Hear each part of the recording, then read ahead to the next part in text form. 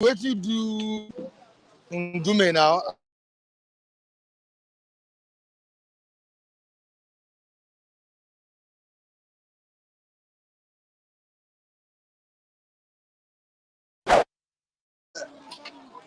Now we when they talk motivational, when they listen to us, they send money and they go. That's what this one don't do. Now you see. You dey beg money too.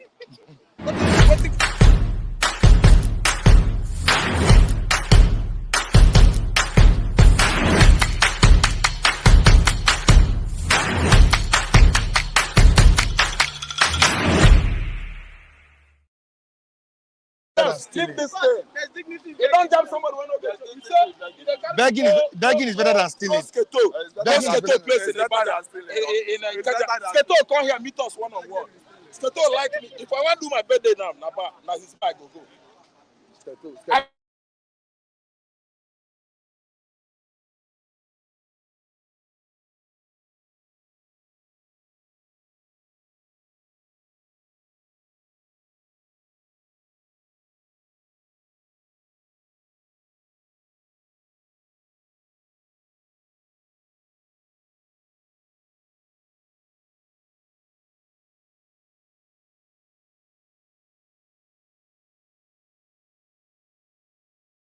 President Bola Ahmed Tinubu GCFR at the presidential villa Aso Rock earlier today walked to the office this morning to debunk all claims that he is incapacitated.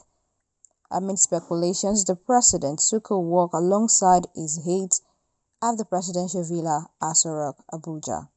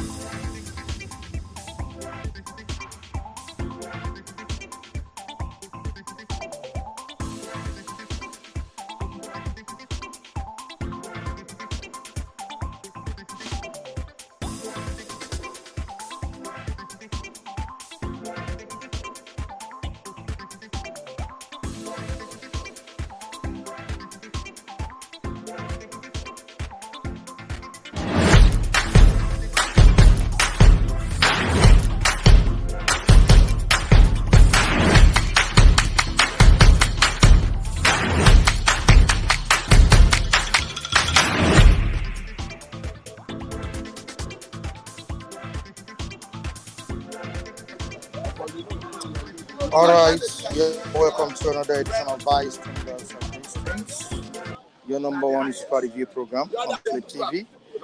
It's Michael Adekunle again at the newsstand, and we have our reviewers ready to analyze what we have on today's dailies. All right, our esteemed viewers, we appreciate you for always keeping in touch. We appreciate you for the support on this platform. God really continue to bless you. Now we have different stories On these dailies, we have foreign stories on Israel, Hamas war. We have the 35,000 minimum, the 35,000 wage award, and the trouble that built up in the Senate yesterday. That was between the Senate president and Ndume. Now let's quickly read out the stories before we analyze. Quickly to 35,000 Naira wage award. Labour gives governors ultimatums is to 1 million Nigerians to get 1 trillion Naira. Ultimatum given by NLC-TUC applicable to states. Kano, Gombe, NLC chapters, others. 50 million households to get 25,000 Naira monthly.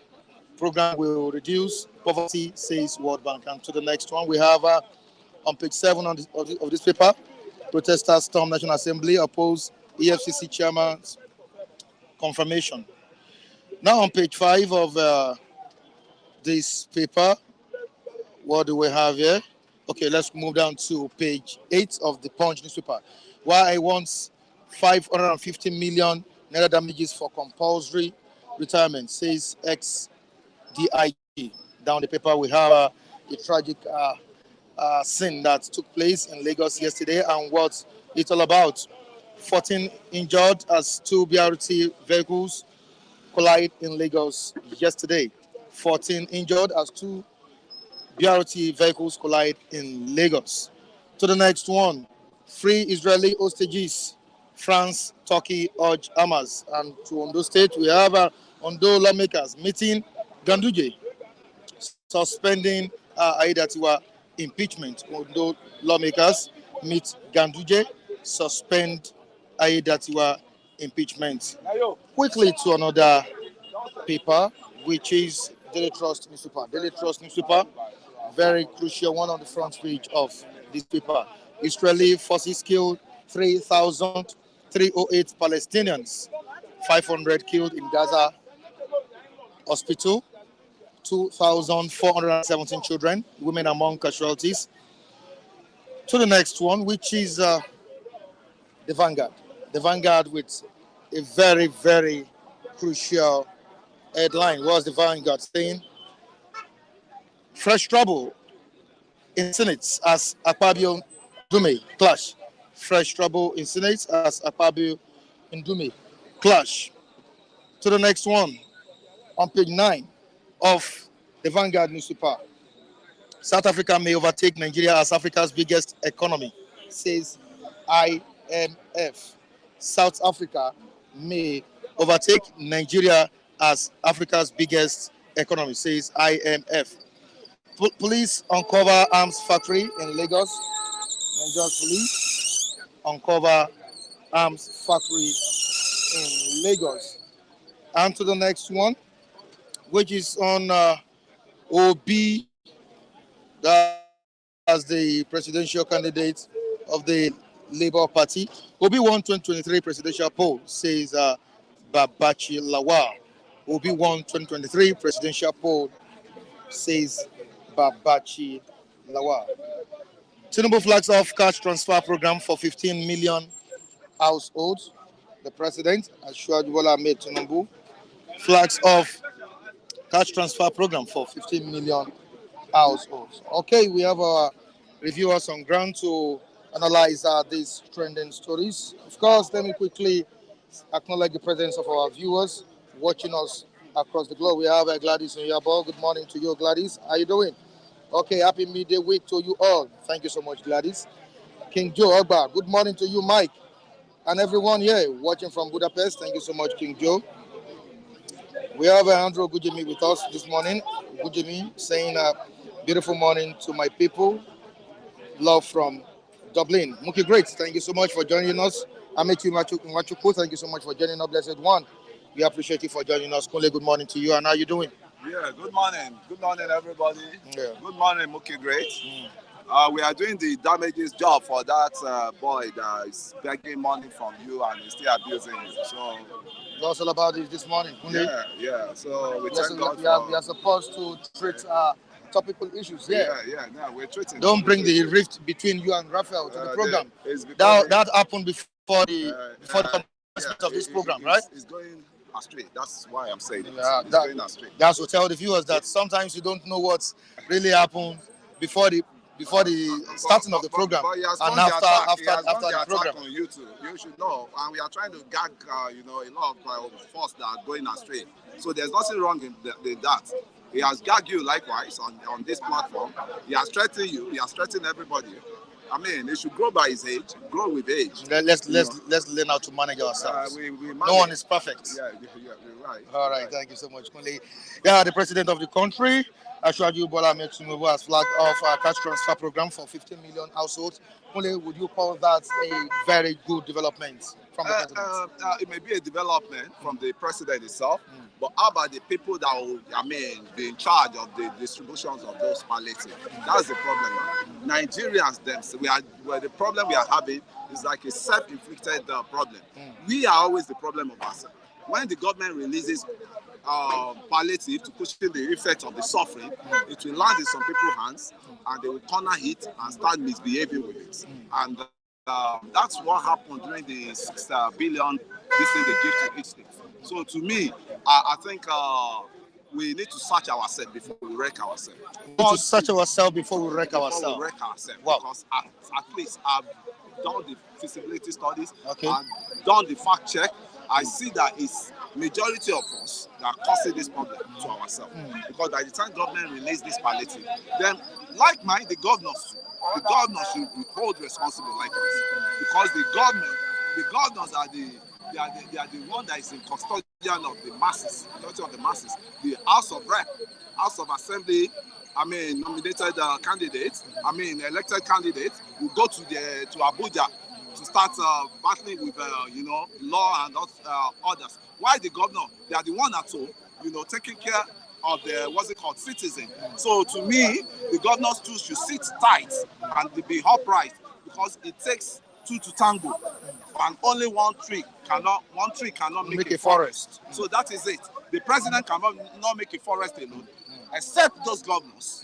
They are doing the needful. They are doing what they're supposed to do. So to me, for the betterment of this country, we have to beam our searchlights on the governors, on the local governments, and even the presidency likewise. Now, don't you think a committee should be set up to monitor these disbursements? Sorry. Yeah, if you set up a committee, Mike, you are not going to bring them from heaven. You are not going to bring them from the sky.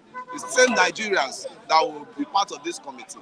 You see, it's just about selfishness. It's just about kleptomania, right? The money you don't need, you steal. It's all about selfishness. The food you don't need, you steal. You stock it in your house. That's just the problem in Nigeria. Selfishness. And that's just it.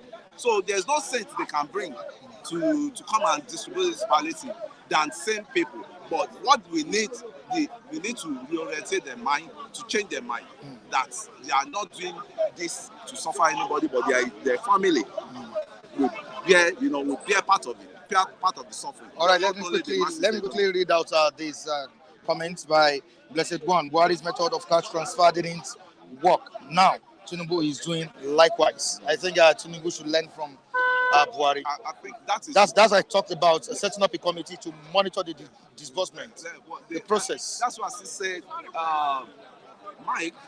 This committee, they are not going to be angels from the sky. They are still going to be part of us, Nigerians. And average Nigerian, there's an element of grace in the blood of average Nigerian. What you don't need, you just start, and pray for it. Start looking for it. And you won't need it, just to show that there's connection for you. We've seen it all around. So Nigerians, we need to love ourselves. Within the masses, we need to love ourselves for the government. And when the government see the bond of loveness we have in ourselves, then we can easily checkmate the government and put them where they belong. But as it is now, nobody has mouth. to talk to abuse any government, because when they get to what they are doing underneath is even worse than what the government is doing. Now, quickly to Mookie Great. What's Mookie Great saying here? They need to involve NLC in sharing formula. That's what Mookie Great has said here. Involving NLC in sharing formula.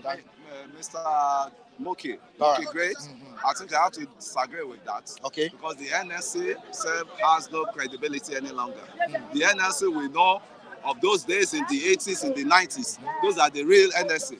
The NLC of Kokori, the NLC of getting to Adam Osomole, the Bafawa too. Bafawa was a bit sold out too, likewise. So I've never witnessed any NLC that can take us to promised land in this country.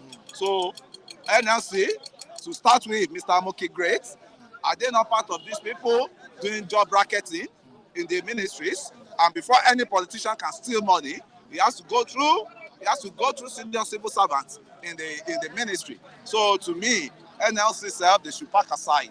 We don't need them any longer. You can still talk, or we can talk of the activists, the civil society organization. They can bring those people because those people have credibility. But is it functioning? It's not functioning. It's not functioning. All of them have went astray. They've joined parties. They're on different camp of parties now. So that's why the problem is just elongating along. Now let's quickly move down to the Senate. Yesterday, you saw what happened. Face-off between the Senate President and Ali Ndume. Kunle, what do you think transpired yesterday? Ndume has always been the face of reckoning in the Senate. You know, the issues of, it was the one that came on air during the preliminary that the Boko Haram, he received a phone call from the Boko Haram. He was the one that stood shorty for one of these guys that ran away. He was the one. So I've been an old ranking senator. So he's flexing his power. At times he has to flex his power. But what he did is very wrong. Actually, since the Senate President did not, argue with you on your, position on what you presented, that doesn't mean you should walk out.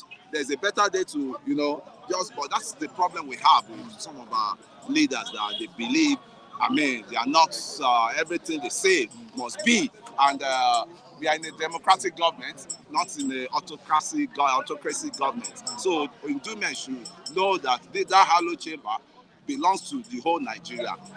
Some representative, we sent some representative there. It doesn't warrant him. But what I see heard is about this guy, that's a representative from Adamawa.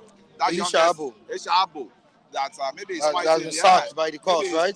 Trying to take side with Elisha Abo that was sacked by the court. So, and there was allegation. The guy was laying an allegation that it was Akpabio that stated the sack from the Senate. So to me, there's rumble in the house. There's a rumble in the house, and where is Akeredolu? That's what the youth are saying.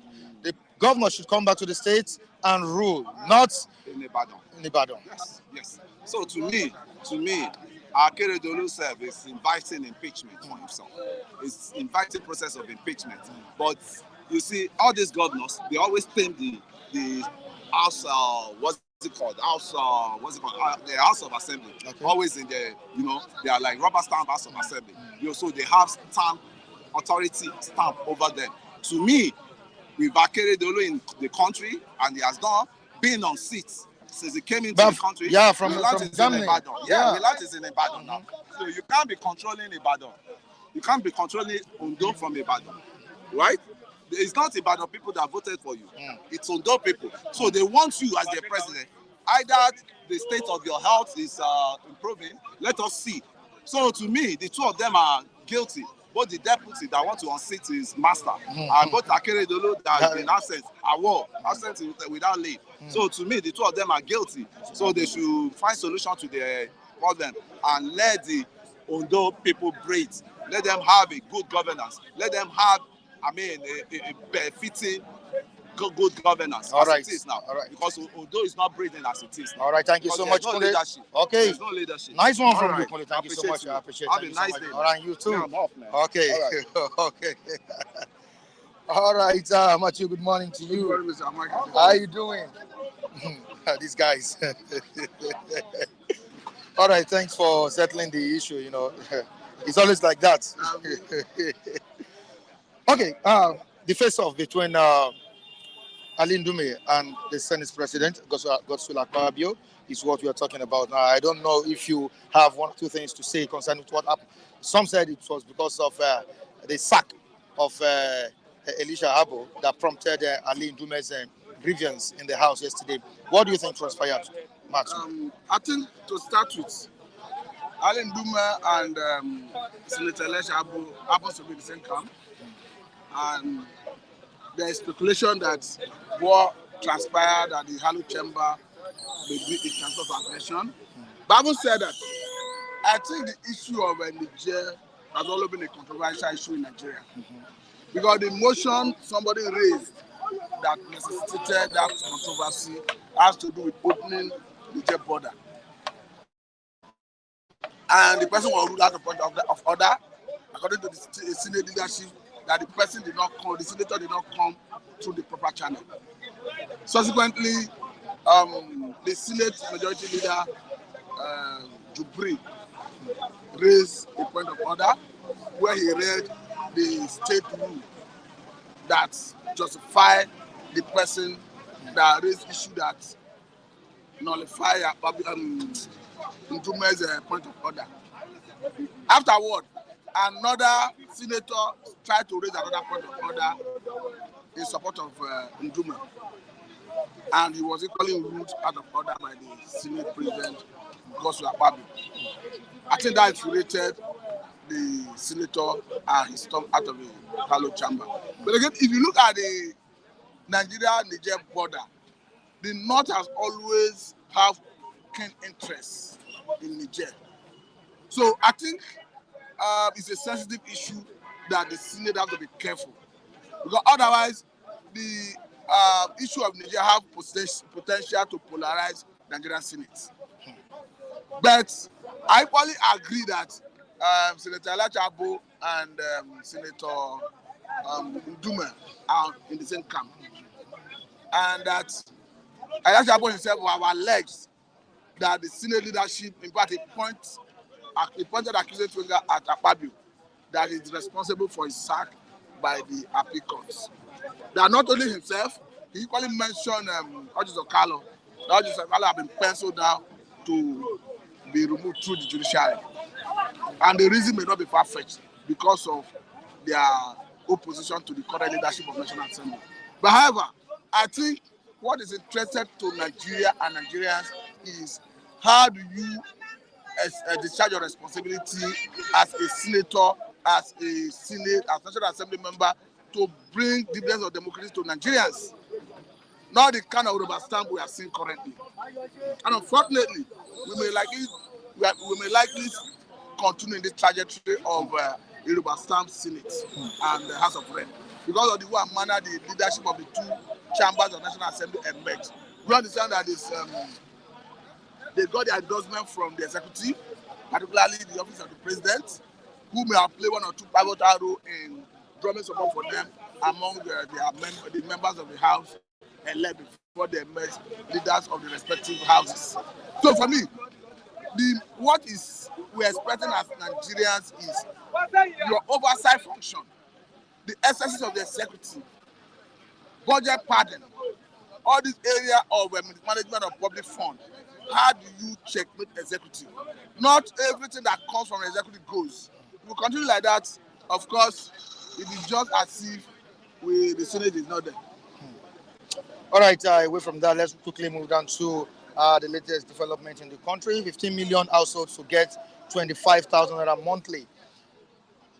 Matthew, do you think this can reduce the level of poverty that is out in the country? It will not. If the government were sincere, what they needed to do is to address the challenge. How you address the challenge is transportation is the issue. What does it take federal government? Even the 185 billion naira they claim that they use in form of grain to the poorest of the poor, where they said they send 4 billion to states, another 1 billion come in form of grain from Nigerian Strategic Reserve through CBN. If they are using that money to buy kits to convert vehicles that run on fossil fuel, to run on compressed natural gas, is better. But at the end of the day, the money they claim to have given to the poor did not get to anybody. And that's the truth. I had an interactive session with a man who said he is even an APC member. That he went up to the ward level, up to local government secretariat. I'm not saying the palliative is supposed to be meant for one political party anyway. But what I'm trying to say in essence is, if somebody who claimed to be an APC member who voted for Ashwaju Ahmed Bola Tinubu could not get palliative, and this is my complaint that he's already aged. He was a carpenter. He can no longer do the activity of carpentry. He cannot climb up any longer. As such, he needed the palliative and he didn't get. But the point I'm trying to make is, I'm not saying the palliative was supposed to be meant for only APC. But as if somebody in that status cannot get it, how then can the ordinary man, who perhaps is not in APC or in any political party, get it? That is on one hand. The issue is the money you want to, they are telling us, they want to use to as cash transfer to 15 million households. Who tell you that at the end of the day, the money will get to them? What is the modality they are using? Where is the register? As at the last count, we are not aware that federal government already have a unified or harmonized national register. If the intention is to channel it through the state government, I will tell you that that money is as good as being diverted before it's released. Yes, because the money that is meant for the 30 years of government that goes through the state government to the local government, there are so many accusations against the state government of diverting it, misappropriating it. A case in hand is one that happened recently in one of the states in the federation, where even the chairman that raised the alarm have been impeached, and it's already been arraigned as accusing the government forcefully. So the issue is, the federal government, if actually they want to give to the vulnerable, to the poorest of the poor, because going by the last indices of National Bureau of Statistics, they made us understand that about 133 million Nigerians are extraordinarily poor, extra-dimensionally poor. So if you are looking at the poor, I think that should be their target. And if that is their target, do government actually have their data? Don't forget that the governor or the current governor of Kaduna State already raised an alarm that what government is doing through this cash transfer is a scam. And don't get it twisted anyway. The reason though he's an APC governor, the reason he said it's not because he's fighting APC federal government. According to him, 70% of people who dwell in Kaduna State who are at that level of poorest of the poor do not have bank, are not on banking platform. So as such, if you are to give them such money, it must be through proxy. And who said that you give it through proxy that you get to the actual recipients? So it's an issue that federal government need to think twice before we wake up and they will tell us that they have expended X amount of billions of naira or even billions of dollars, as the case may be. Because if you look at the 4 billion to each state, another 1 billion that came through strategic development of federal government in form of grain through CBN, put together 5 billion per state, 36 states plus FCC, 37. If you add it together, you are getting 185 billion. Go and sample opinion of Nigerians, people who are poorest of the poor. They will tell you that they didn't get anything.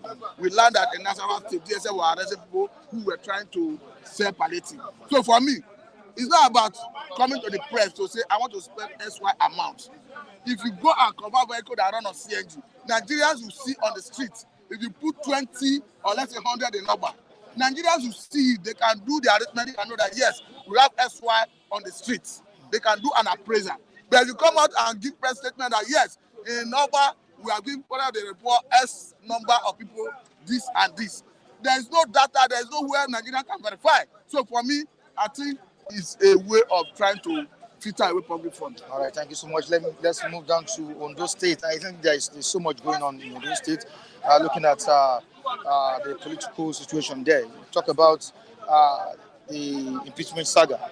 That's the deputy governor of the state, Aida Tiwa. Moving down to another one, which is the health issues. The incumbent governor, Akeredolu, is facing. Also, 2 days ago, that was on Monday, so I'm not, on Monday, I'm right, some youth staged a protest in Ondo State demanding to see their governor. And I want to ask you this question. Of course, you know that since he came back from medical leave, he has not been in the state. He has been staying in Ibadan and controlling the state from Ibadan. Does the constitution permit a governor to rule his own state from another state? What you have said is technical. But let me quickly say that, unfortunately, Akeredolu is sick. Akeredolu is somebody I like so well because of his disposition on national issues. Because of his disposition when it comes to speaking the truth, irrespective of who owns his God or whether it affects his political party. But however, I think what is happening in Ondo State needs to be addressed. Because if you are incapacitated, it's irrespective of who you are. If your state of health cannot enable you to function as a governor, I think it's better you train the trowel. Because for me, we understand when we heard the story about his return, we're happy. Because personally, I love the man. I like him. So we're happy. But hearing that since the return, he have not been able to resume duties and he have not been in the state, I think it raises dust and it's a serious source of concern. But again, I think it is policies are at play in Ondo State. Because the camp of the governor, who may not be comfortable with the deputy governor, may be thinking that if the unthinkable happens to the governor, this man will become the substantive governor, and they may not be comfortable. That may be the reason they may want to use the governor to see whether they can unseat him and get to someone they may feel is more loyal to them. But however, I think what is paramount is the interest of the welfare and the interest of citizens of Ondo State. How do you address it? You go back to the ground law, which is the constitution. What the constitution says? The constitution says that if someone is incapacitated to the point that he cannot function, he resign. If he refuses to resign, the state cabinet, the commissioners, have a duty to do the needful and raise the issue.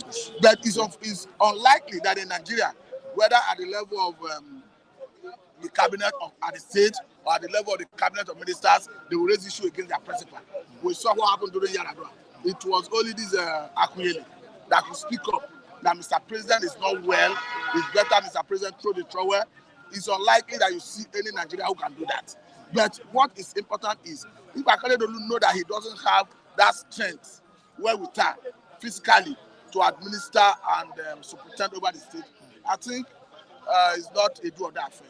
You should throw in the trowel. All right. On the ongoing war between Palestine and Israel, do you see peace coming? Presently, from the reports we gathered, Israeli forces have killed about 3,308 Palestinians.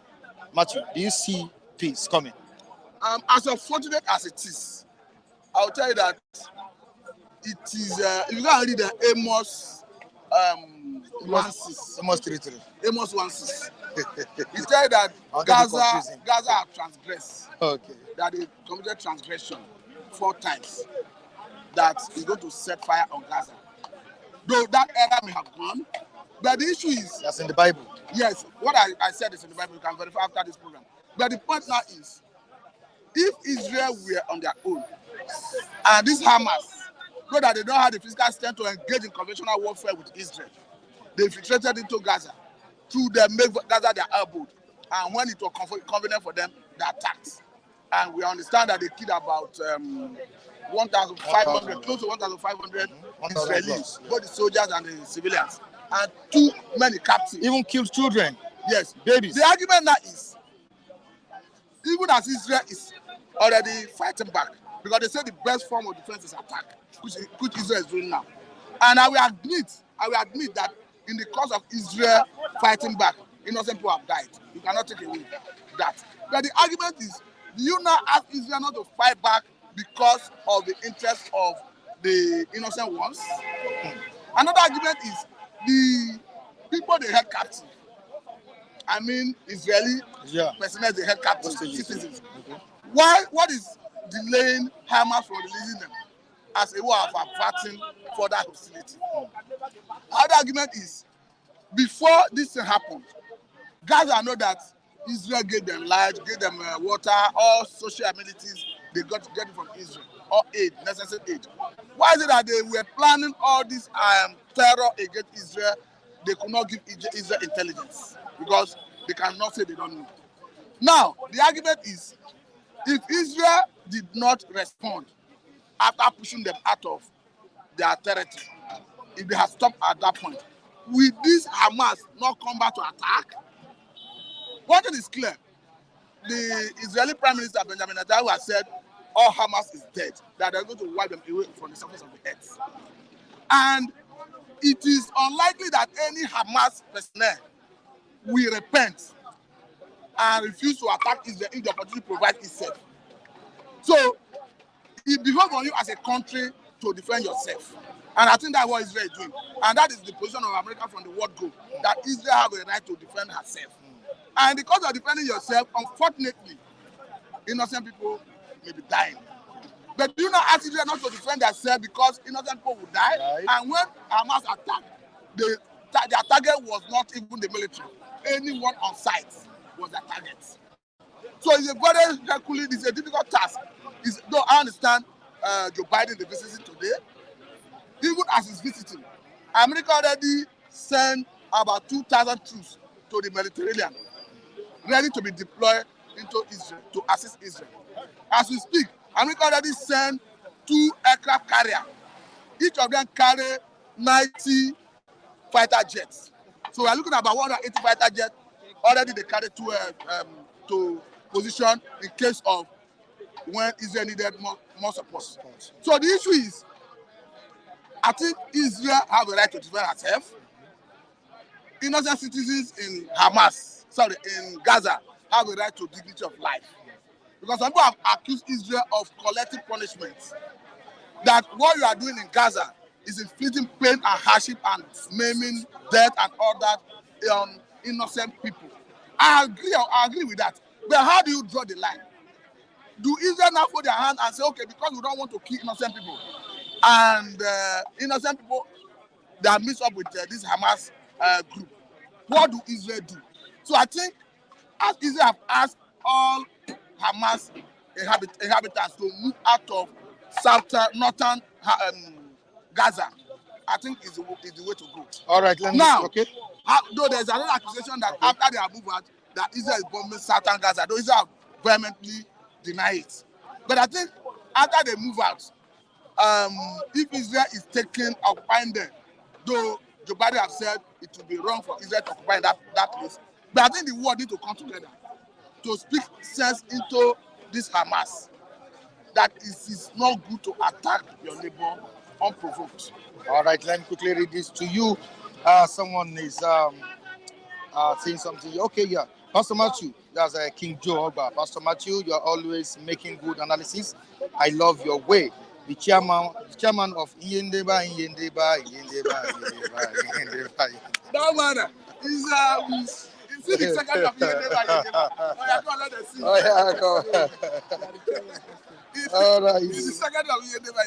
Oh yeah. Can you sing that song? Yendeba. He's the kid that started it. Wiki started it now. As he pain them, he sweet them. I asked Pastor. So Pastor, no, it means if you give to these people, you give to these people as a way of balancing. Okay, you understand that. I understand it. Wow, that's great. Yendeba means if you give these people, you give these people. As in, you try to accommodate everybody. It's a way of trying to balance the equation, balance everything. Federal government call federal character. It's a way of trying to make sure that everybody has sense of belonging. So you are the chairman of Yendeba. No. Yendeba of Nigeria one. All right, David. Good morning to you. How are you doing? Good morning to you, Mr. Michael. All right, it's another good day at the newsstand. A wonderful Wednesday morning at the newsstand, and it's always good to be here. Keeping it real with the Senate President. Thank you so much. And you saw what happened between the Senate President, and Ali Ndume. Yeah. There was a face-off yesterday at the Alu chamber. Okay. And from time you've known, I've never been a fan of Godswill Akpabio. Wow. Because I know him too well. So probably now, ever since he assumed office as the Senate President, I know this is tenure as Senate President will be the most useless Senate ever. Because to me, it will be more of a rubber stamp Senate. Now, in this whole issue, you know what the Constitution says, that you don't just allot some sensitive committee to first time senators. There are some positions that should be given to all-time senators, and which is also in the Senate book. And Akpabio knows all this because Ndume and Senator Elisha Abu were not in support of him. Did not support him when he wanted to emerge as the Senate president. So by so doing, he's Senate president. So he can molest them. He feels he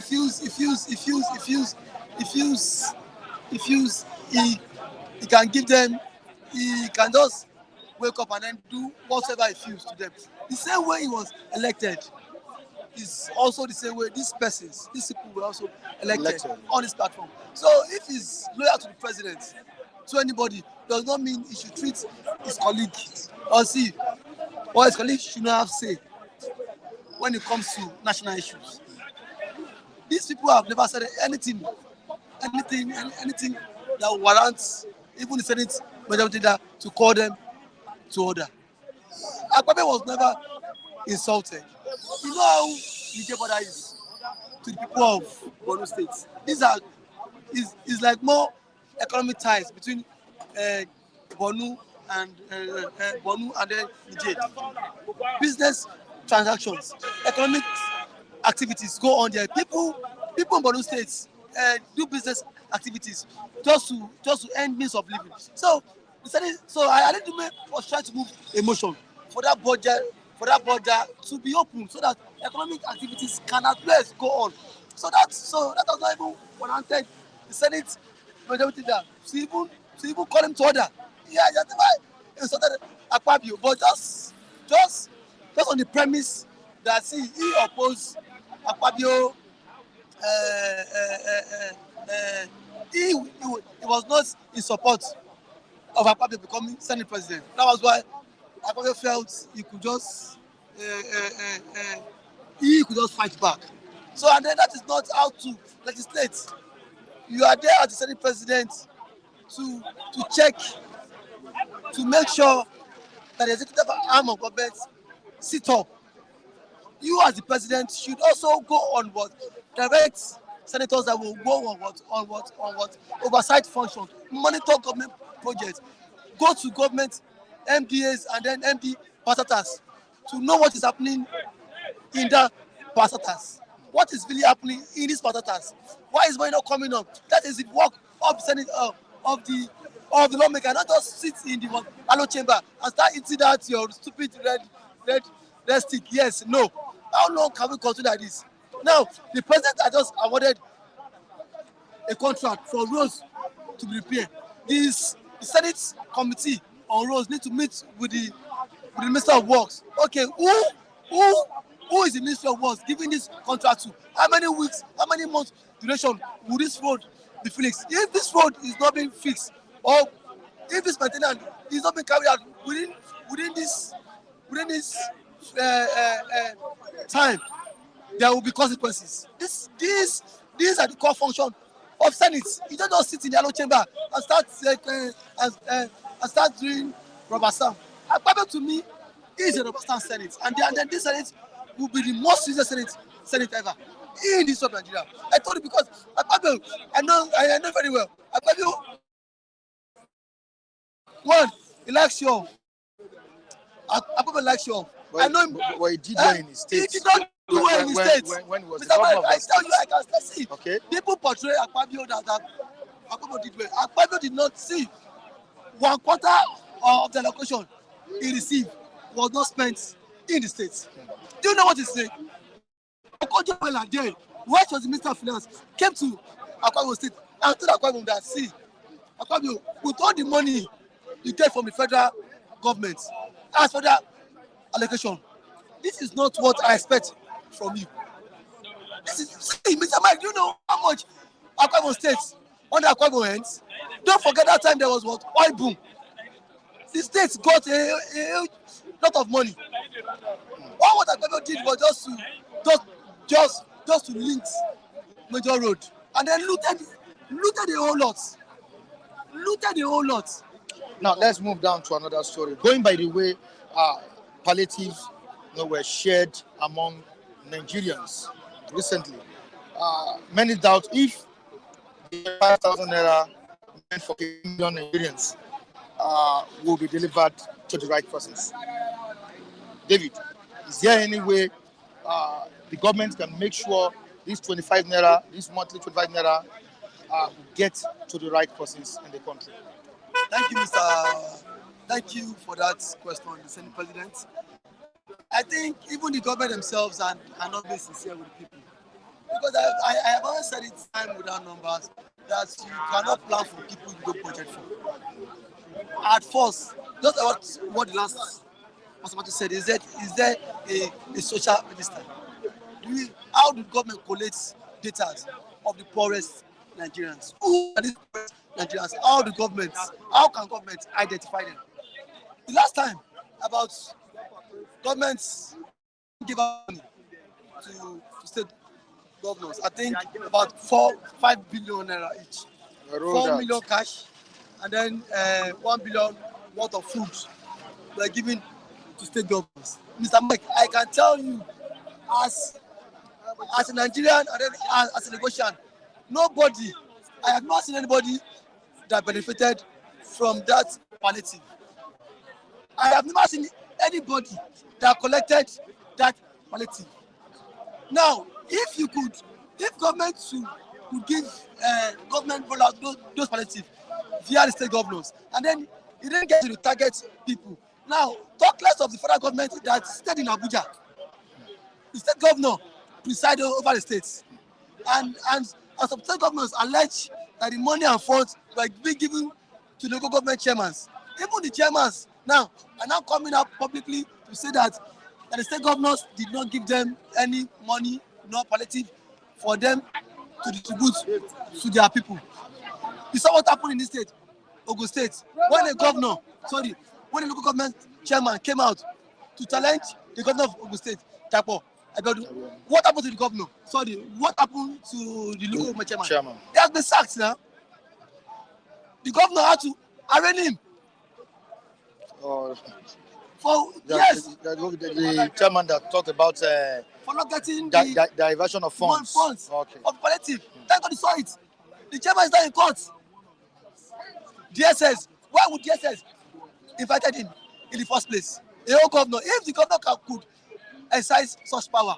Now, what about the federal government? I think this money is just an avenue to loot the common man. Because you cannot always say you want to give out palliatives. And then there is no database. But this is cash transfer. Cash transfer via means. No, okay, now, how has government identified them? I am one of the poorest there. Am I captured there? Is there a social register for it? No. So just wake up one day and say, what of your NIN? Your NIN. Is it okay? Is NIN isn't it part of the database? Say what? It's not part of the database you're talking about. So see, it is that's not no.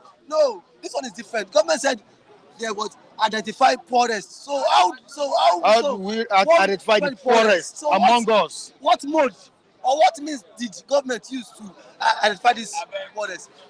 I think on this one, Mr. Mike, if government is being sincere, it is simple. On non-faithful day, declare public holiday. If really you are being sincere, let everybody go to their polling units. How do we vote? Everybody go to their polling. How you taking up account is go to your polling unit. Let everybody benefit out of this money. Look, if you are talking about the account, how can they know the person that which account? No, they can still. I think the best thing is that everybody should go to the see. How do we vote? But see, when it comes to election, polling units, I will get to the poorest of the village, even when there's no road. But see, I like we get there, even with leg. But now, for it to come us palliative, you don't know where we live, Abby. So you show these people, remember, Mike, they're not serious. They are not willing to give it to us. Because even if we go to where there's no lights, I like we go there, and people will come out there and then cast their votes. Now, when it's time for these people to benefit, to disburse money, or to the government, or for government to provide dividends of democracy. That's where government is coming up with what fallacy, excuses. Government know what to do, and you cannot advise them. If government fully is ready to give money to the poorest Nigerians, government know the method in which way to go about it. Because it is, see, Mr. Mike, I was telling someone yesterday, I said, Bola Ahmed Tinubu should not think this is Lagos. He should not think this is Lagos. Bola Ahmed Tinubu might not get second chance. Because one thing that everybody that one thing that everybody that see, Buhari was from the north. Majority of the northerners tolerated Buhari. Northerners tolerated Buhari. But he should not forget that he from the south. He might not get second time. Tinubu need to roll up his sleeves and start to work. This is how many months now? 6 months. Every day I see here, borrow money, go like this, come like this, back and forth. The Nigerians as a country. Nigerians need action. Nigerians need action, and then our economy is on auto pilot. Akpabio today back and forth is there are having issues in the Senate House. Today he wants to borrow money. Tomorrow send money. The first palliative that was being rolled out, did we get the money? No, nobody gets. So you see, why would they keep doing things the same way without no results? Something happened in the first time. Nigerians could not get any benefit of it. So why can't you check your mode or your mechanism in which to distribute palliative to the people? Should we set up a monitoring team, or what do you think should be done at this point? To do what? Monitoring team, to checkmate the disbursement of these funds. Even people you want to send to like monitor also want to steal the money. That's Nigeria for you. I'm never saying people that will say they want to monitor exercise too. Want to steal the money. Thief. See, that's what it be. So I don't think so. If the government is sincere, government know the method in which to give out the money. The only best way is to look for foreigners. Maybe Lucky should monitor the process. Lucky. 1 year no Lucky for Nigeria. Lucky go on now. I trust Lucky. Go on. That one. Because even people say that want to monitor this exercise too are looking for avenue to embezzle the facts. So that is the sort of that's the kind of position we tend to find ourselves. And for the yeah, that's what I wanted to ask. Yeah, what's happening in Ondo State? Why this so much confusion in the state? Mr. Mike Adekule, I think Akeredolu himself needs to check himself. While in the first tenure, he had issues. Don't forget, he had issue with his deputy. The first tenure, he had to replace that deputy and then bring on board a new deputy. He's still having issues now. Again, with his deputy, what does Ogbeni Rotimi Akeredolu want? Now, you've been away for some couple of months. What the deputy government says is that transmits power to me as the acting governor of the state. That is what the constitution says. But he has refused because even the House of Assembly in the state are not loyal to the governor. Look at the country, look at the kind of situation we find ourselves. I am not surprised. Buhari did it too. For a couple of months, Buhari ruled from where? Overseas. What else Pastor Matthew Dasi, can he rule from Ibadan? Yes, by his own power, he can rule from Ibadan. Because the president ruled from abroad. So anyway, even if Akeredolu goes anywhere, he can move anywhere because we even learned that he has a house in Ibadan. No, he was based in Ibadan. He was based in Ibadan. He got Ibadan, but see now, that notwithstanding, you cannot exercise power from outside the state. Transfer power to the outing. I think there's a deputy governor that lives in Lagos State here. Is that what? Deputy governor of Ogun State that lives very close to us. Though the governor is still but he goes to the office every day. He goes to governor. In this case, the governor is still active. But you are what? Incapacitated to rule for like 6 months or so. Transfer power. If that the House of Assembly too, if that they are not stupid, for 6 months the governor has been so incapacitated. Why can't the House write to him that, Mr. President, you have some stipulated months that the condition permits you. Now, if you If you cannot meet up to time, then transmit power to the acting, to the deputy governor, so that he can act on your behalf. Yeah. But you refuse to transmit power. You are just saying you are the governor, even on sick bed. You see how African man. You know, there was time he said he cited some sort of conspiracy. What conspiracy? What the conspiracy is that while he was on medical leave. What medical leave? And okay, tell me, I don't know better place for him to receive treatment in the whole of Ondo State. I don't know better place. Now, why did he choose Ibadan? Why did he choose Ibadan? Ondo State has everything. You are the governor. Why would you have to relocate to IB to receive treatment? It doesn't work that way. Thank you, Fabio. All right, thank you so much. I appreciate you. Quickly to Michael. Good morning to you. Good morning, Michael. How are you doing, sir? Welcome again. Thank you. All right, the first trouble that loomed in the Senate yesterday. That's what we're discussing. And apart from that, we still have the cash transfer that the president has flagged off. And we're asking ourselves, how can the government go about this? Citing what transpired or what happened during the distribution of palliatives. Michael, do you think the government can deliver these funds to the right people? Thank you, Michael. For me, I think I don't think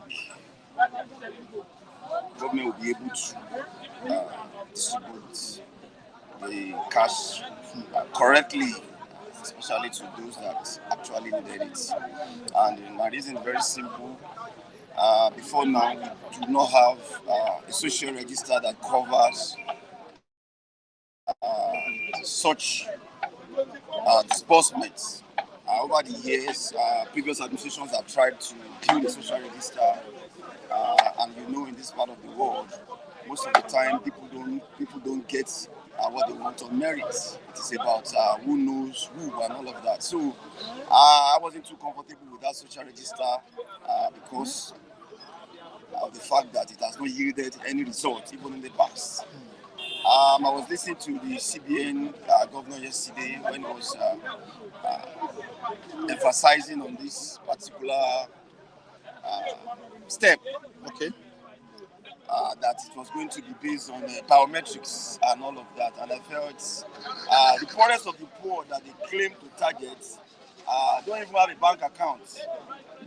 In the real sense of it, the real poorest of the poor knows nothing about bank account and all of that. So if those are really the targets, then such people don't have bank accounts. So I wonder where their biometrics are going to come from, or how they're going to go about it and all of that. So it is not likely, I'm not being pessimistic now, but it is not likely to yield the desired results, despite the fact that the project itself, for me, is a waste of time.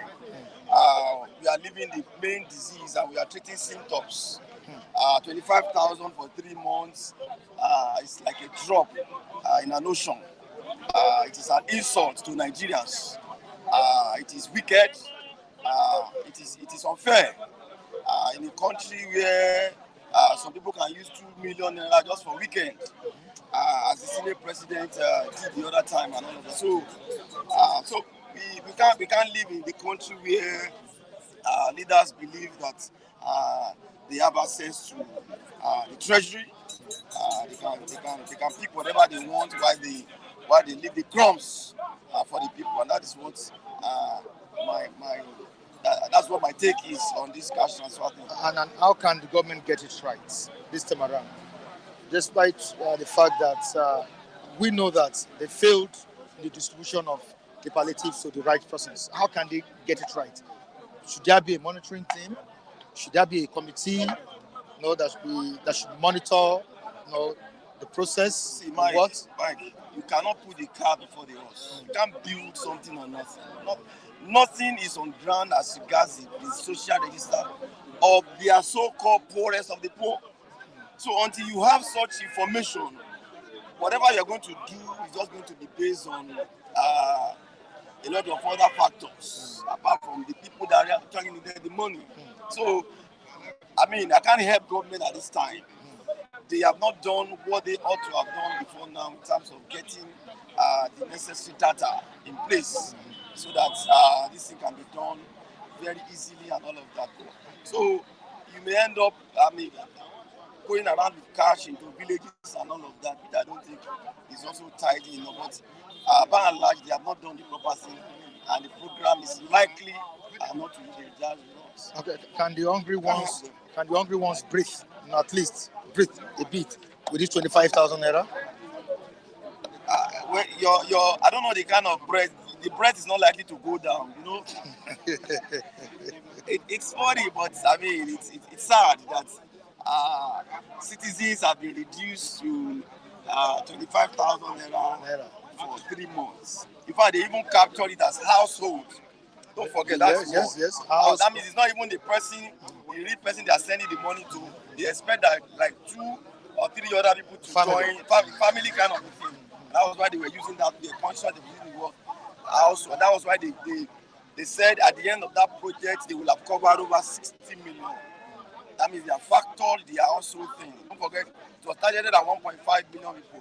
But with the household, they are looking at the 60 million coverage, which is an insult to Nigerians as far as. And there are fears out there that people that will benefit from this development are the ones connected to these politicians. Is that true?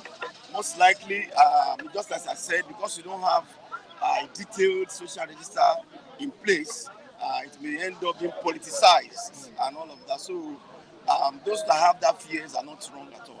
Okay. Would you call this a national disgrace? The Senate President, Faceoff, having a clash with Ali Ndume? Well, I don't think there's any national disgrace there. Or is it bound to happen? It was during plenary, and I think they had a misunderstanding along the line because of carrying out their jobs and all of that. So Ndume walked out of the Senate. They went into a closed session and the issue was resolved. So it's not an issue. It shouldn't be blown out of proportion. It's just normal thing. Okay. Let me quickly read out some of these viewers' comments here. We have Damian Osa saying, even before APC primaries, I said it countless of times, APC in the working country should not smell the presidential seat. He says Damian is not saying anything substantial from this government. But are we making progress? Are we having progress? You know, those who still think it's about APC or PDP or Labour are making a great mistake. It is not what is happening in Nigeria. It's not about party now. Because the question you should ask yourself, who are the people in those parties? As far as I'm concerned, APC is just the flip side of PDP. Today they are APC, tomorrow they will be in PDP. So you can't be talking about party. It is in countries where there is ideology, you discuss party. There are no ideologies here, and that is why they can jump into 3 parties in less than 24 hours. It is possible. Once I can't get what I needed, I move on and all of that. That's the kind of politics that is still very prevalent here. In civilized climes, you see people standing on a particular ideology. They will be there from generation to generation. They may not be the main political party, but they stand by the ideology and they walk by it and all of that. So that is not what is happening here. So people that still think it's about APC, PDP, Mike, don't forget there are Labour Party officials in the Senate, in the National Assembly. I've not heard that they staged a walkout, even when the SUV thing was being proposed or being purchased for them.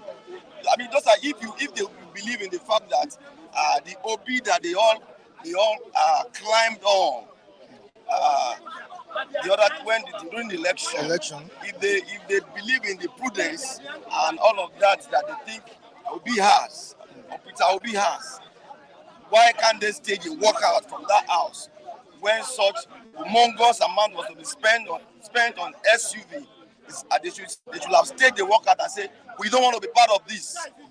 So everything that they've been sharing in that place, Labour Party officials have also been beneficiaries. So I don't like discussing parties. What we are dealing with is more than parties. We should be looking at individuals and not parties. Thank you so much, Michael. Quickly to Ondo State. The feud between Aiyedatiwa, that's the deputy governor of Akeredolu, and the governor himself is still ongoing. And we have the citizens of that state clamoring for the governor to come back to the state and rule, not staying outside Ondo State to rule over them. Now, Michael, is this constitutional? As regards the deputy governor of those states, I think there was respite for him yesterday because there was, I think there's a suspension of that move to impeach him now. It was being suspended indefinitely, and that's a respite for him so that he can sort out whatever issues he has with the governor. As regards if Akeredolu is doing the right thing by running from Oyo State. Yeah. I don't forget, I'll go back to what I told you when we dealt with this subject. Okay. Akeredolu is a senior advocate of Nigeria. He knows the law. He can't be stupid enough to contravene what the law says as regards that. So I shouldn't stand here and be advising Akeredolu about what the Constitution says. He knows the law. If the law doesn't support what he is doing now, he wouldn't have dared it. So for him to be doing it shows that the law supports it. I don't know the exact part of the Constitution that dealt with that area, but I want to believe so, that the law supports what he's doing at this point. All right, thank you so much, Michael. I appreciate it. Pleasure. All right, quickly to New York. Good morning, my brother. How you doing? Good morning. All right. What is up? Everything is happening. The country is, I don't know. Keep receiving different kind of news or stories. Say it. Shock, things that will not benefit. Good news. Well, we have a good news now. Well, what's the good news? The president has flagged off cash transfer program. 25,000 naira to be distributed. I don't know if you can check your papers, check the TV yesterday. The kind of people they are giving 25,000. I don't think those ones they are even better than even look at their faces. People who are enjoying party, they are party people. Where did the minister went to get them? Where did he see them? These are party loyalty people. Don't do things that way. The best way is why don't you meet all these managing director in the bank, Zenith Bank, First Bank, all these things, and see. You can see somebody 0 naira in the bank there, then drop 25,000 naira there. Then do First Bank, Zenith Bank, that's how you can get the reality, not just to go and look for as a chairman of a local government and say, I need 10 people there, I need 20 people there. That is it. Look at the people yesterday, look at the way they look heady. Are those people poor? I beg, everybody needs this money. I need it. What is 25,000 naira? See governor, central bank governor. You see all the ministers showing the whole world 25,000 naira. Go and buy fuel for your car. How many liters? Or buy gas. A 12 kilo. You know how much? Oh, you see, they are just frustrating. It's we Nigerians. We like publicity. Are you getting me? We like publicity. But can we get the disbursement right this time around? You can't get it right. The only way to get it right to meet the bank at Zenith Bank, when you see 0 naira, maybe look at Yaguna family, you see 0 naira Zenith Bank, you drop 25,000 there. That's how you do for maybe. You see, the only way to get is to see the account. When you open some account, you see 10 million. You don't need to drop 25,000 there. Then you see somebody holding maybe 5,000. They put 25,000 there. That's the only way to go. Don't look faces. If you look faces, my brother, even you, they ask you now. Okay, Mike, I want to give you 500,000 to share. First of all, it's people around you first. You first take care of. I'm telling you the truth. Will you know somebody that is aggregate? Look at it is. So they are not going to get it right. Just tell the whole world. I want to invade property. Send it 25,000 out to the whole world. People will see. What about we see? Yeah, they are doing well. My brother, you can't get it right. So you know, they will tell you they spend 2 trillion. So you first of all take off your family first before another person. So you can't get it right. All right, we have a story here that Obi won 2023 presidential poll, says Babachi Lawal. Now, there have been controversies surrounding the just concluded general elections, especially the presidential election that took place. And many are coming out supporting APC that Asiwaju Bola Ahmed Tinubu, the candidate of APC, won the election. And some are saying no, the APC candidate didn't win it. It's Peter Obi that won that election. Of course, you know, the tribunal gave its own verdict and said Tinubu is the winner of that presidential election, which the case will still be reviewed by the Supreme Court. If me, person like me, I don't want to analyze that area. It's gone, it's gone. You cannot get justice. Whether will be one, whether Tinubu one, that is not where we are now. Where we are now, number one. How do I take care of my family? That's where that's this. You don't know what is. You know, I just got no job, no tea. Are you giving up? That, I'm already giving up on Obi. Give up. No support for Obi again or what? No, you see what I say. Obi should move on. Tinubu should move on. What we need now. How can we move forward? About this I win the election. I've told you before, we don't have to judiciary that can pull up. That let me wait for judiciary that are going to give a judgment back to Obi or Atiku. No, it's end. So we should now focus on development. Yes. So you are now giving your support to the president. I'm talking about the incumbent president. Now is that is a back story. It's gone. Okay. Atiku fought for 8 years. You don't forget they had an article. They are in-laws. They couldn't even give Article 1. Now people have come in. Now money, trillion, cars, started giving judges. You know how much they gave judges? How many billions? So that man will come and tell you, say, Obi, you are the winner. It's not going to possible. We are gone beyond that. What we are saying now, how do I feed my family? How do I pay my children's school fees? How do I pay my house rent? How do I eat? That's the point now. You see, whatever I'm saying now, I'm speaking on behalf of Nigeria, millions of Nigeria. Nigeria are not talking about election again now. Election has gone behind me because Nigeria are not ready to move forward. Again, if they're ready to move forward, if you made a mistake in Ghana or Togo, people will step out and protest and get justice. And get it just about happen in Kenya. Nigeria couldn't do that. Look at Labour who came out and said they want to strike. At the end, after 2 days, they went and whether I don't know what happened. So what I'm saying, that election is gone, is gone. Today, they might mean that December time, Supreme Court will say technicality, don't bring fresh evidence, we don't believe in Chicago, don't forget, BBC say there's something like that. So that area is ended for me. All I know is that what do we do next? Because Nigeria are not saying anything. So even the people from abroad. Are you also giving up on the? Yes, I'm giving up on the CSU reports. I'm giving up because even the BBC reports. Yes, BBC insisting that the certificate of Tinubu was not forged.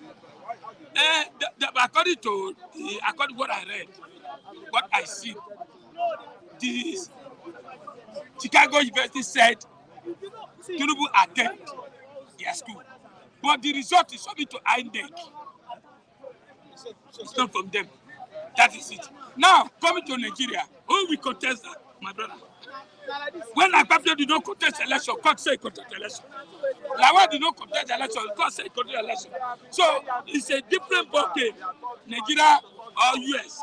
If it's US, I will stand. Say let's fight and get justice, and they will get justice.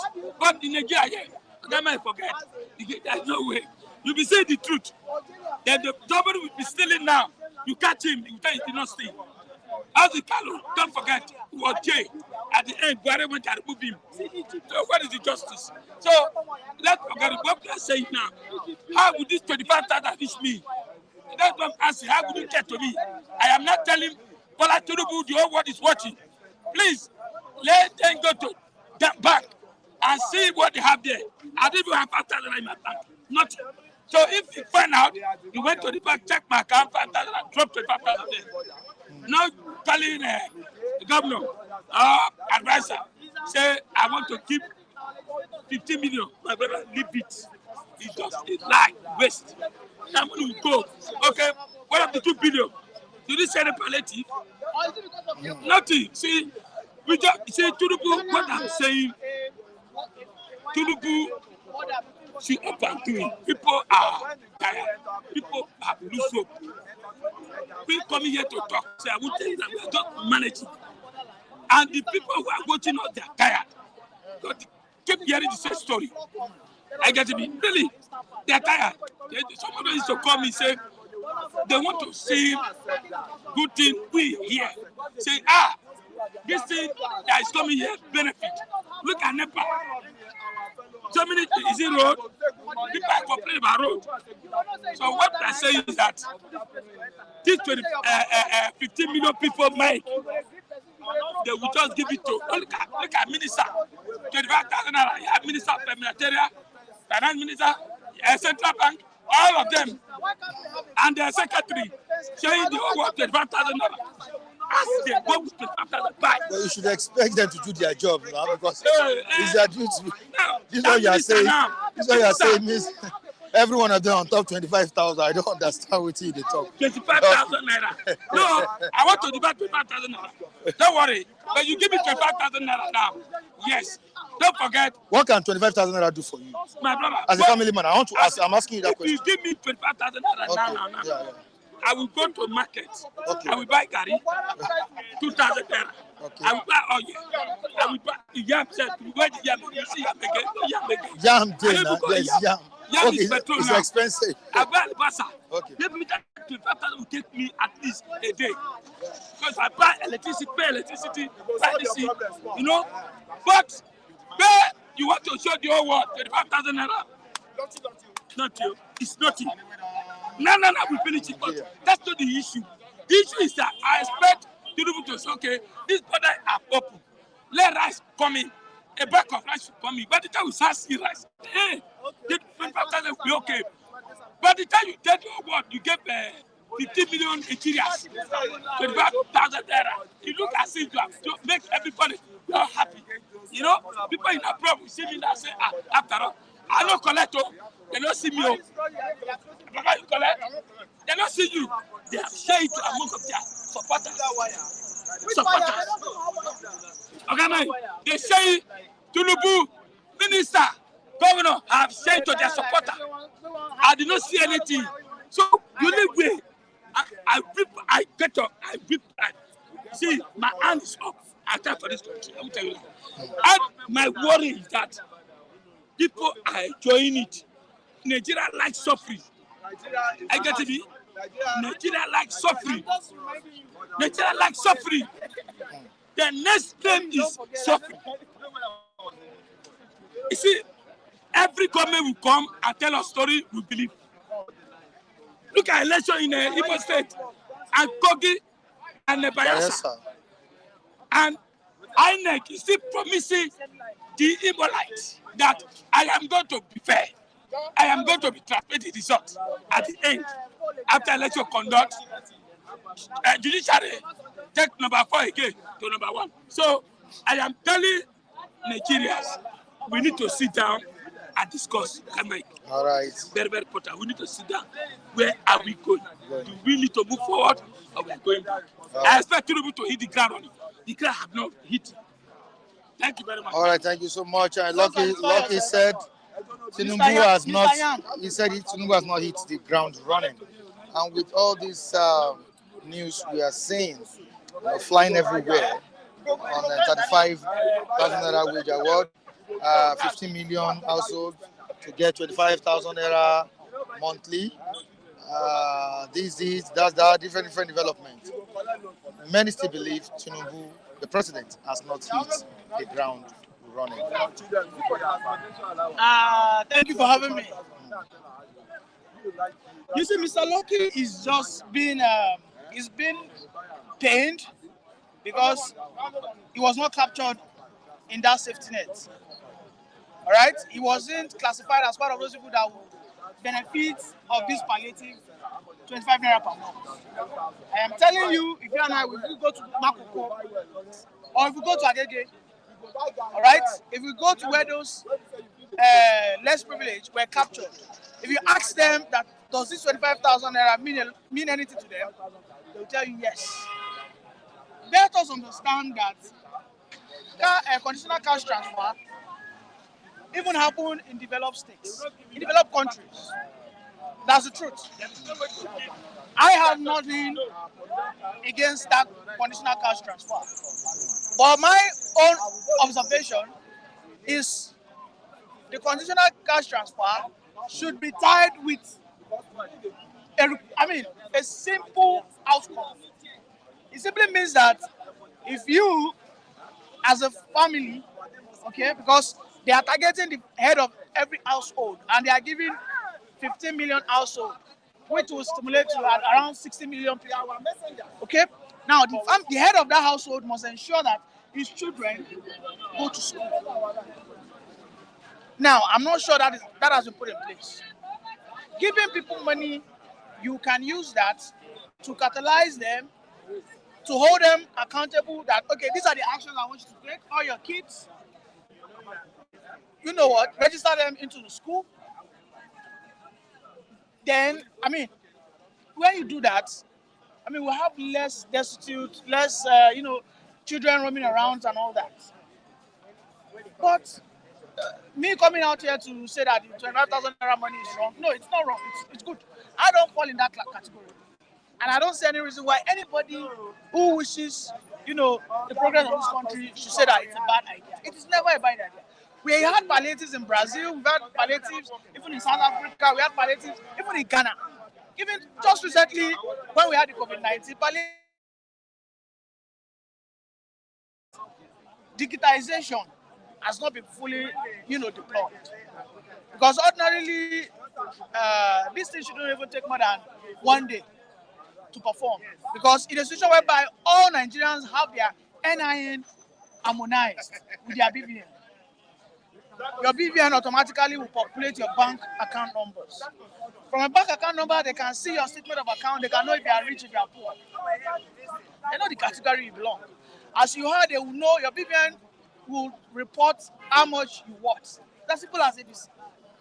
It will say how much I worth. If I am worth less than 50,000, then I deserve the palliative.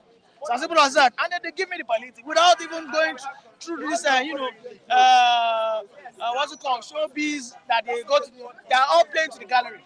So we as Nigerians, we need to adopt technology in everything we do as of today. But coming out here to say that the 25 naira palliative is wrong, no, it is not wrong.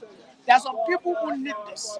And if I don't fall into that category, I might not appreciate it. But for those who fall into the category, those people who cannot, in a day, they cannot earn 200 naira. Look at those guys selling gala. How much do you think is their profit? Look at those guys selling pure water on the roadside. How much do you think is their profit?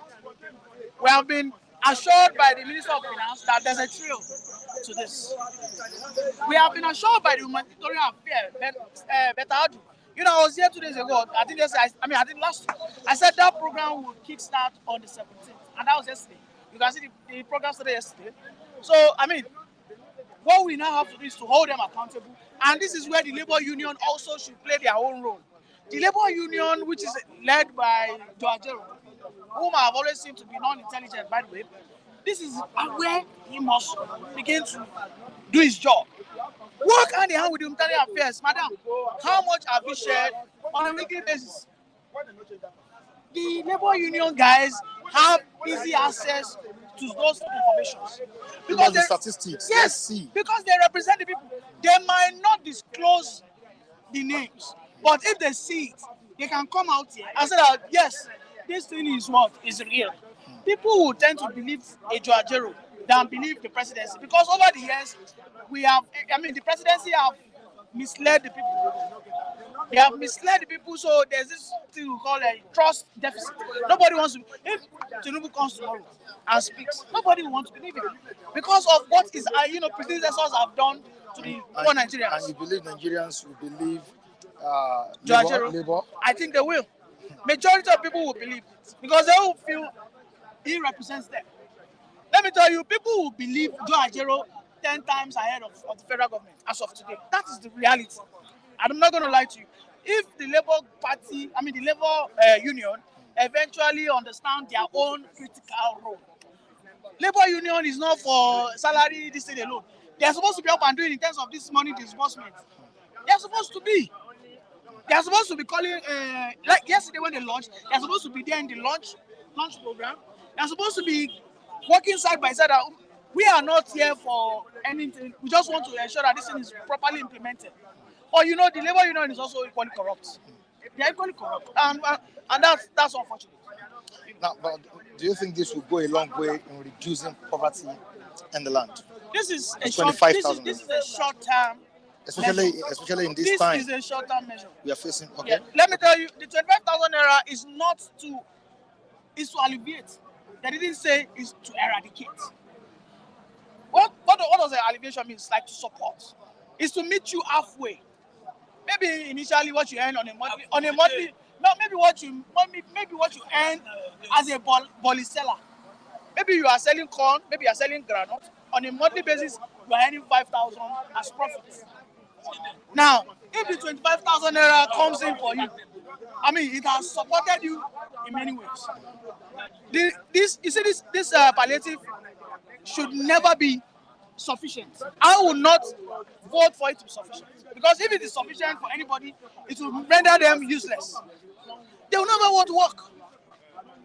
Do you understand? Imagine this palliative is like 100,000. So people will not rather work. They just say, okay, I know they work, I know they do anything. When months and I collect 100,000, I will not work. But when they say that, let me just give you something to support you on the way. Look how Lagos State, majority of Lagosians, what they need is what? Transport, palliative. What we need is transportation palliative. I don't think we need much than that. Okay, so like for instance, now if they subsidize the transportation in Lagos State, I don't think anybody will be clamoring for additional money and all the likes.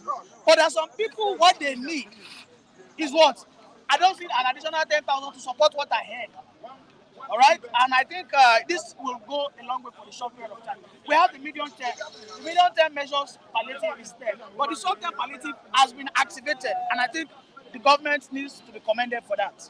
All right, kudos to some of the viewers commenting at the comment section. We have King Henry saying, "Nice grammar, alleviate, not eradicate." Kudos to you. That's what King Henry is saying. Here we have Odunlade Taiwo saying that Labour Union have BCM partisan and they don't think this government can succeed.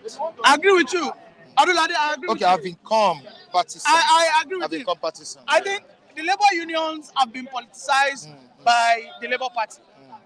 And this is why we feel we who are objective, we feel they have been politicized. And, whatever good intentions they might want to bring forth, there are some people who will have this sense of undertone, like this guy who is vehemently against the current president. The Labour Union must always remain non-partisan. The Labour Union must always remain non-partisan. They should always be against they must always be holding accountable the current administration. That's That should be their job. All right, we have another person. They are the accountability officer. Niyi, smooth politics mouth, sweet talk specialist. No, listen. You have a sweet mouth. That's what the person is saying. I want Nigeria to be better. Oh, okay. That's what I want. Some of us get opportunities to leave this country, but we say no. I was just speaking with Ralph and some other people. I said, why is it that we don't have a fenced border in the north? Our northerners can still do business with the Nigerians. But let us have a common point of entry and exit. So that the borders won't be porous. Look at Algeria. Algeria, who are supposedly a direct relative of Niger, has a wall border.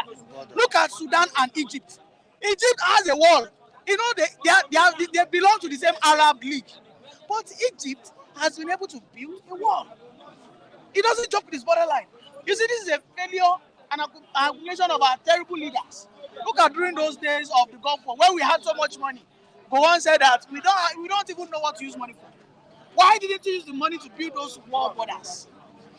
But you see today, the northern senators are crying that, no, the government should open the border. Which border do we have? Do you want to tell me that there's no trade going on between Nigeria and Nigeria as we speak? Which border? If you get to the borderline, my brother, you can eat gari in Nigeria, go and buy granite in Niger. That is how porous it is. And here we are clamoring for insecurity. Our legislator needs to push a bill that we need to restate and erect a wall between us and Niger. Let us have a common point of entry and exit. All right, to further buttress your point, we have Andrew saying that labor union should not be limited to federal alone. Don't we have state labor union? Andrew, their own contribution? Andrew, yesterday I spoke about this, but because of your bias and hate towards me, I don't know, I said labor union are supposed to be the pressure group that will charge anybody that is currently ruling Nigeria. I said it that labor union are most widespread because we have the state chapters, we have the local government chapters. We have national chapters of labor unions, we have state chapters, we have local government chapters. Labor union goes across every nook and cranny of Nigeria. To Ajero, I have cried over this, that he is so incompetent. All he is doing is a boycott. He's been politicized. He's just been after his brother. If he has the interest of Nigeria at heart, when they share 2 billion naira to Bayelsa, he should be fighting Doyediri. Doyediri, the 2 billion they gave you, you have less than 4 million people in your state. What did you use that money for? That's why I said that Festus Usifo, I would have wished he was the NLC chairman, but he's not. So Ajero is a confused man. All they after is a salary increment. Okay, if you increase salary, what else? All right, thank you so much, Niyi. We appreciate you for coming on board to share your own views concerning the situation at hand. Rafael, good morning to you, and how are you doing?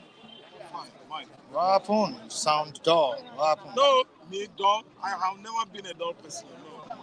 I've never been a dull person. Good morning, viewers. All right, talking about the cash transfer, we're asking questions on how the government should disburse it. And again, can we see the government delivering these to the right persons? That's why they should use the bank index. We have account owners in the bank, all the commercial banks all over the country. Then those accounts were opened with BVN. And recently, NIN was introduced into our system.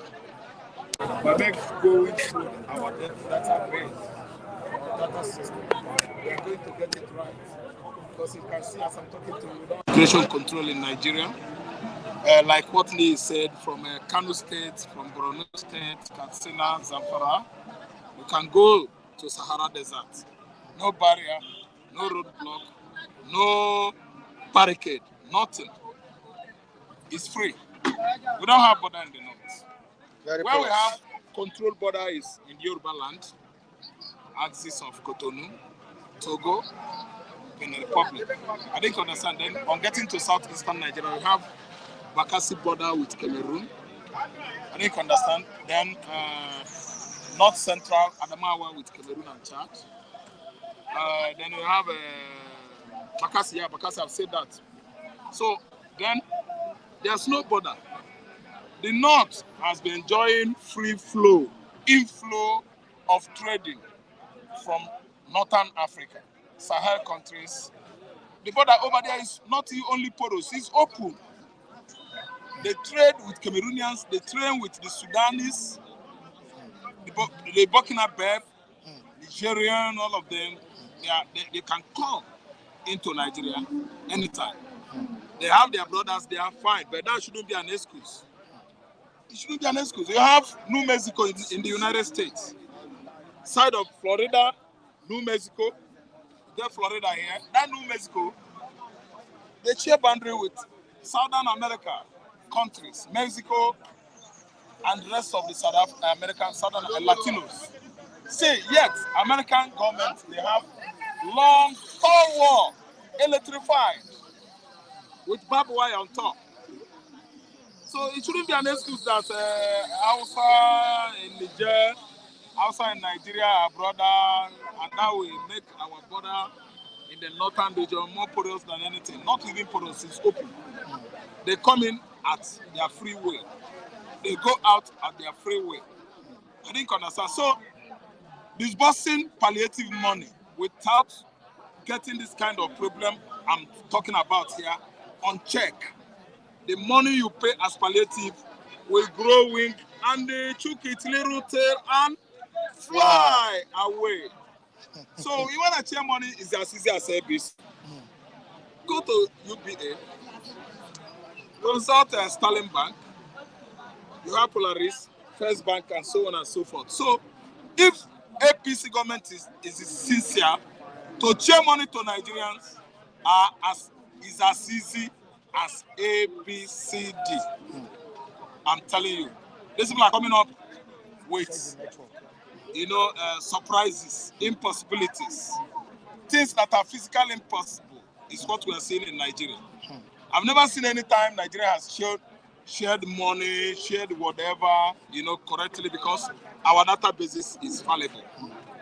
It is errors. All right, Lillian Costa from Michael Church Network. But the image is not working. Okay, are you checking it? Have you checked it? The sound. Okay. All right, Raphael, let's quickly move down to Ondo State where we have the lawmakers meeting Ganduje to suspend that he was impeachment. That's the deputy governor of the state. Anytime if you ask me, we have something like this, tackling the senators. You know that senator should be from southern Nigeria.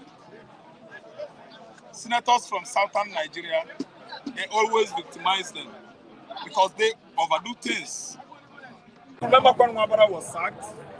Remember when Oyi was sacked by the same senators, lawmakers? I remember Evans and was sacked. I didn't understand so vividly. They sacked these senators simply because of the particular place where they come from. They are people that can never work in group, work as brothers, work to develop their regions, work to cooperate with themselves. Simply because Chibokadibo gave out cow to his master, the person he served as, I think, political advisor, 1979 to 1983. Chibokadibo was impeached. I followed the talk. I didn't understand. Even Senwerem, what was the issue? I don't know. Even Senwerem was sacked. Minister of Education then, was it to not grow or Mosu? There was money disbursed into, not Professor Henry Mosu, disbursed into Education Ministry.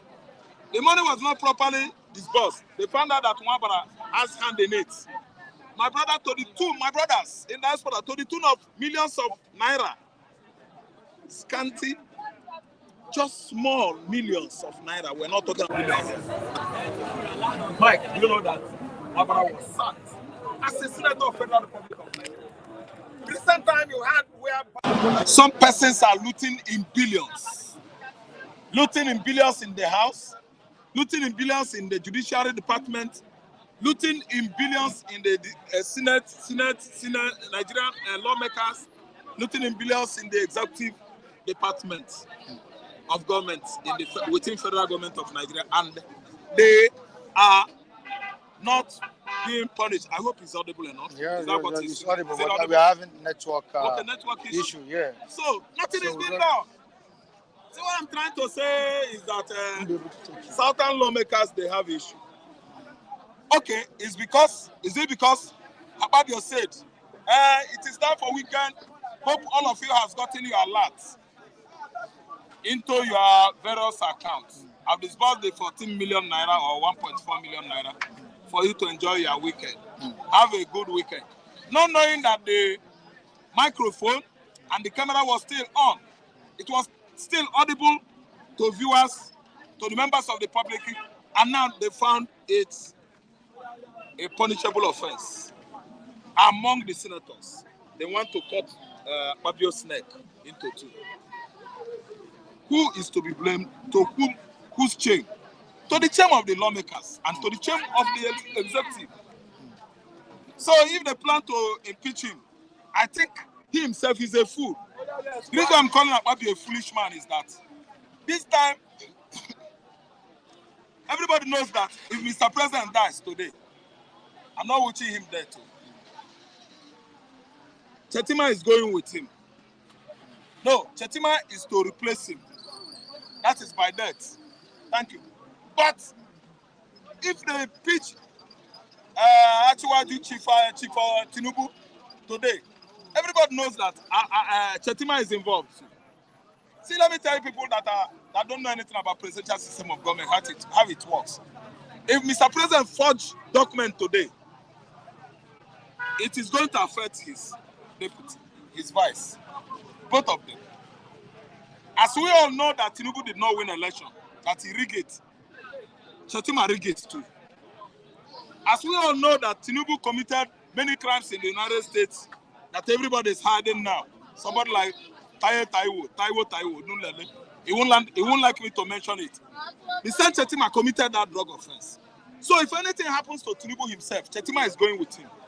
Which is why I'm advising Akpabio. You know there are many loopholes about Tinubu. Loopholes. Many leakages. I listen to me. Yeah. Punctured holes. What you would have done? Campaign in the house. Campaign in the house. This man is not competent enough. This man forged results and other documents. They pitch him out. You become Nigerian president. Then debate will start again. I don't know what I understand. And we know that you, 9th assembly, they are called 10th assembly, that you are competent. That you know what you are doing. You are number 3. If it happen that Tinubu get impeached, it's number 3 that we go. Because if they impeach Tinubu, Chetima goes with him. He goes in with him. Impeach this man, where he committed punishable offense, the man will be arrested and go to jail. And they are there sleeping. Let me tell you, if they find you culpable by Metawale, I think, and Lawal, and other northern senators, if they find you culpable, you should go in for it. That's it. If you don't know how to use law, the people that know how to revoke the law or review Nigerian constitution will help you do that. I didn't understand. You see what happened during Jonathan regime? Good Lord Jonathan does not know how to wield the executive power. Use the law well. You know what I mean? He fooled himself out of power. Good Lord did not know. Then somebody like Buhari that knows what it takes to be the head, to be a king, to be a president of Federal Republic of Nigeria, who does not sin, who does not offend the law. Buhari used his strength and power. He used his law. He used everything within his immunity clause that is covering him well. That's why he did all he could to see that he remains there, though he did not have first school living certificate. Buhari did not come in with WAEC. Buhari stayed there, used his power well, included his nephew. Daura was there with him, a nephew, who has no appointment whatsoever from state to federal level. Anywhere Buhari goes, Daura follows him. Until Daura died as of 2001, nobody knows today in Dubai, because it was a shameful thing. So what I'm trying to say is that when you know you are right, use your right well. Don't derail. Akpabio should wait this time around. The people in the house should know what to do about him. Since he doesn't know his work, because he wants to favor Tinubu, he made you a Senate president, does not mean he should control you. Nigerian political system is messed up with mediocrity and, let me tell you, ignorance. That I made you my special advisor does not warrant you to steal money within my office. I will sack you. If I appoint a minister of work, if you're not doing well, I will sack you and reshuffle my cabinet and put somebody there. Akpabio, Tinubu made you a speaker. Does not mean you should allow Tinubu to misbehave to Nigerians, to abuse that public office given to him. If he does, you should use the law and remove him there and get it right for Nigerians. You see what I'm saying now? Akpabio, they have been ganging up against him since he made that statement. Since he disbursed that money for them to go enjoy their weekend. The House senators are not happy with him. So what I'm trying to say is that let the cap be worn by whoever is fitted into his head. If you know the law, use the law well. Don't look at the person on the right hand, or this one is my political boss. No. Do your work well. Tell him, come, this is where you got it right. And we don't want our images in the house dented. You show him out, the way out. It shouldn't be by sentiment or emotional tactics. We can't use emotion. We can't be emotional when it comes to Constitution of Federal Republic of Nigeria. If anybody contravenes the law, the person should answer to it.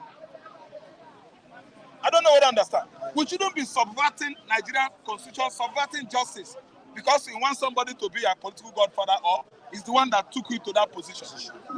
I didn't understand. So what I'm trying to say, Mike, you said something about impeaching Akpabio. The cloud is thickening up.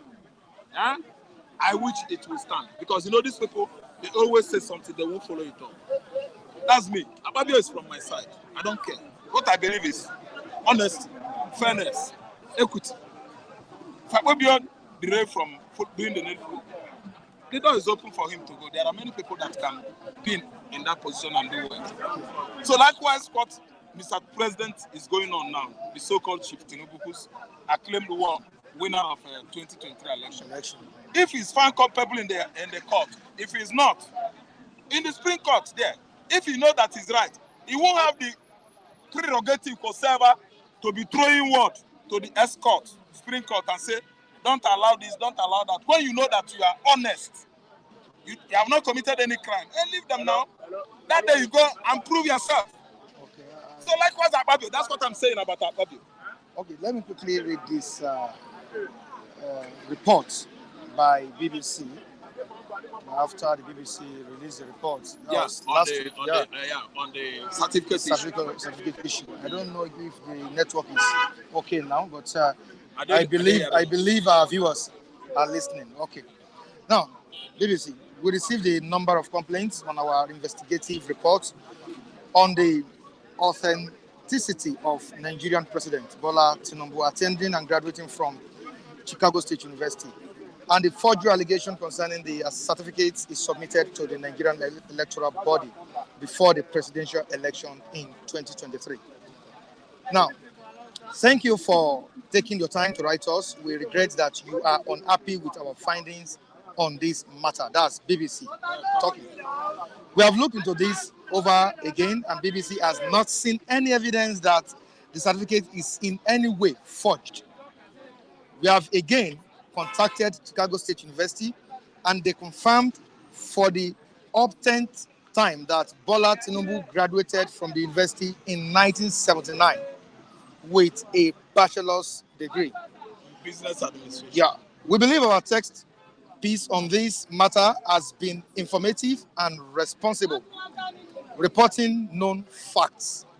We therefore stand by our journalism on the Tinubu certificate matter. The documents submitted as same font seal and signature with other diploma issued by CSU around 1990s. And we can boldly confirm this. Are you listening, Raphael? I'm listening. The fact that the replacement certificate was not issued directly by CSU did not invalidate it. Third-party vendors are legally permitted to issue replacement diplomas on behalf of some U.S. colleagues and universities, which are brought to the university for vetting and signing by the vendors before it releases it to the owner, and the CSU allows this practice as well. So therefore, we believed those saying otherwise. Sorry, my phone is off. Okay, see, but you've been able to. I grabbed what you said. Grab. And before that, I read on the newspaper. I saw what the BBC, were writing on the front page of Nigerian dailies. Okay. Newspapers. And I'm not surprised because as I am here, we read on the paper, we read on social media, we watch on the television how Atiku tried hard to convince the world that CSU denied it. They denied Tinubu attending that university. They pointed out many irregularities. I think you understand. On the certificate, with dates, with name, signatories on his certificate, that is causing this controversy. And I've come to this point to understand that I can tell the whole world here that I didn't know the agreement Tinubu had with the British at the back door.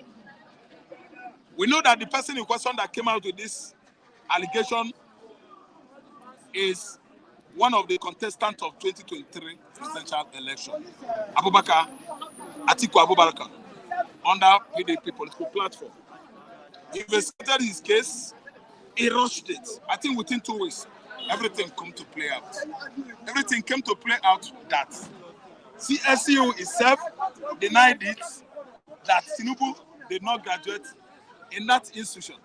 But BBC is telling us from their own side of story. That's why I'm telling you that I can never be convinced by this kind of cock and bull stories by BBC. So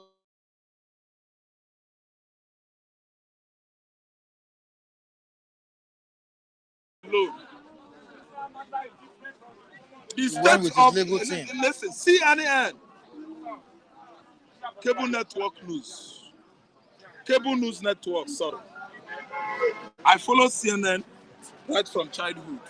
CNN was formed in 1985. I listen to me. See, they confirm it, the investigation by this elderly man, Atiku. Atiku is not telling anybody lies. Atiku himself presented his certificate. Now, because of our time, Raphael, are you... I don't believe what BBC said. You don't believe what BBC said? Jesus Christ, who am I? I don't even believe the whole goggles. Because you will see different goggles online.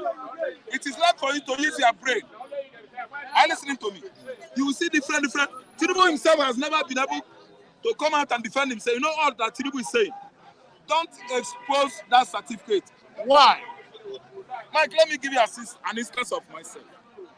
I know that in 1985, I was in class 3 as a small boy, young boy. Mike, in 1985, I scored mathematics 98%. Do you know why in examination?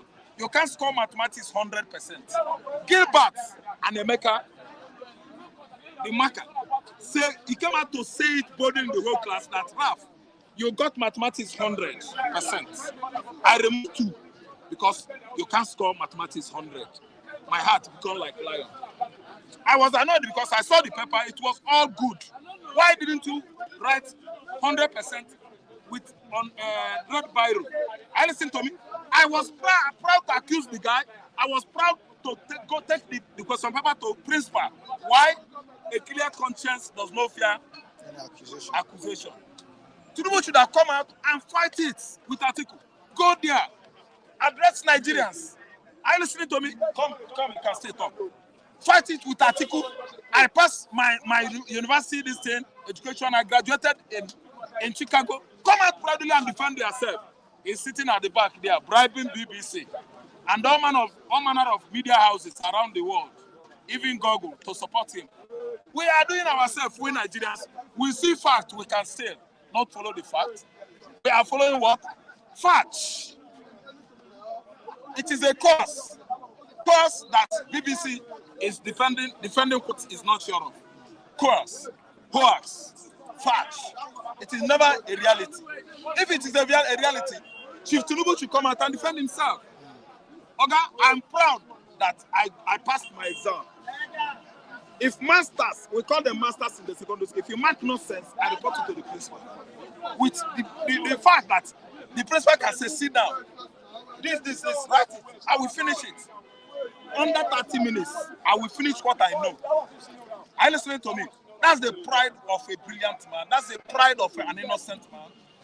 That is the pride of the bluegrass. All right, Raphael. See, let me tell you, Raphael. BBC has an arrangement at the closed door, back door, with Chief Tinubu.